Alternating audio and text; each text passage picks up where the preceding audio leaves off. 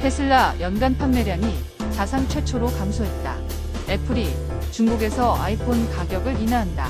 삼성전자가 레인보우 로보틱스를 자회사로 편입한다는 소식에 레인보우 로보틱스는 코스닥 시총 5위로 올라섰다. 광산주가 정부 정책에 대한 기대감에 일제히 랠리했다.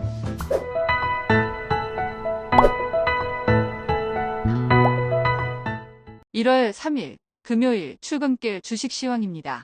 신년을 맞은 뉴욕 증시는 소폭 하락했다.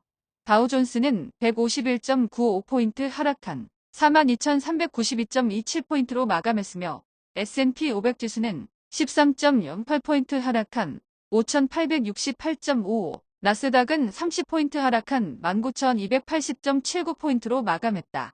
새해를 맞은 뉴욕 증시는 상승세로 출발했다가 소폭 하락했는데 연간 판매량 감소에 테슬라가 6% 이상 급락하고 애플, 보잉도 3% 가까이 급락했다. 빅테크주는 혼조세로 마감했는데 애플은 중국에서 아이폰 16의 가격을 인하한다는 소식에 급락하고 테슬라가 6% 이상 급락하며 구글에게 다시 시총 6위 자리를 내줬지만 엔비디아와 페이스북이 큰 폭으로 상승하면서 나스닥 지수는 약보합에 그쳤다. 블랙웰 양산에 대한 기대감에 엔비디아가 3% 가까이 급등하고 마이크론과 암홀딩스가 4% 가까이 급등하고 TSMC도 2% 넘게 상승하면서 필라델피아 반도체 지수는 1% 가까이 상승했다. 전기차는 혼조세로 마감했는데 테슬라는 작년 차량 판매량이 예상치를 하회하며 6% 이상 급락하며 $300대로 추락하고 니콜라는 8% 급등했지만 여전히 $1 초반대에 머물고 있는 가운데 라스베가스 트럼프 호텔에서 폭발한 테슬라 사이버트럭의 운전자는 그린벨의 소속의 군인으로 알려졌으며 정확한 폭발 원인은 밝혀지지 않았다. 10년 만기 국채 수익률은 4.563%로 하락했고 2년 만기 국채 수익률도 4.246%로 하락했다. 원달러 환율은 1,473원으로 하락했고 서부 텍사스 중진류는 중국의 수요 증가 예상에 배럴당 73.13달러로 급등했다. 비트코인은 96,000달러대 후반으로 급등했고 이더리움도 3,400달러 중반대로 급등했다. 전일 국내 증시는 혼조세로 마감했다. 코스피는 전일 대비 0.55포인트 하락한 2,398.94포인트로 마감했으며 코스닥은 8.44포인트 급등한 686.63포인트로 마감했다.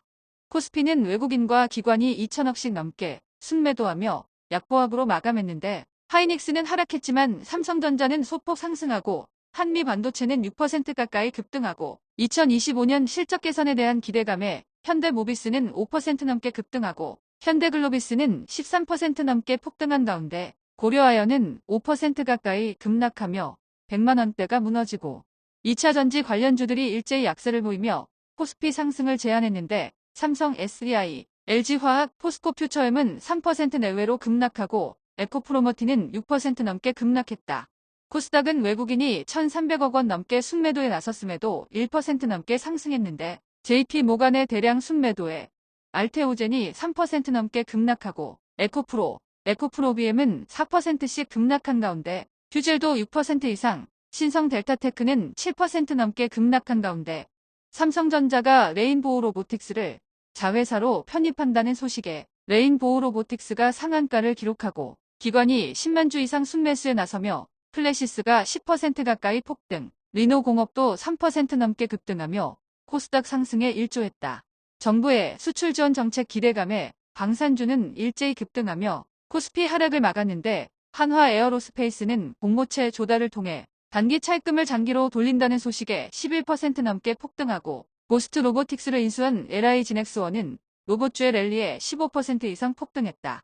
원전주는 혼조세로 마감한 가운데 두산에너빌리티는 외국인과 기관이 모처럼 대량 순매수에 나서면서 3% 가까이 급등하며 4일 만에 반등했다.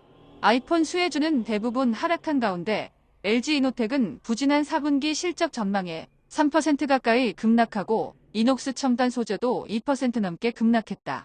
한편 작년 마지막 날 폭등했던 로봇 관련 대장주들은 새해에도 랠리했는데 레인보우 로보틱스는 상한가를 기록하고 두산 로보틱스도 상한가에 근접, LI 지넥스원도 15% 이상 폭등하며 2025년 새로운 주도주로 자리매김할지 주목된다.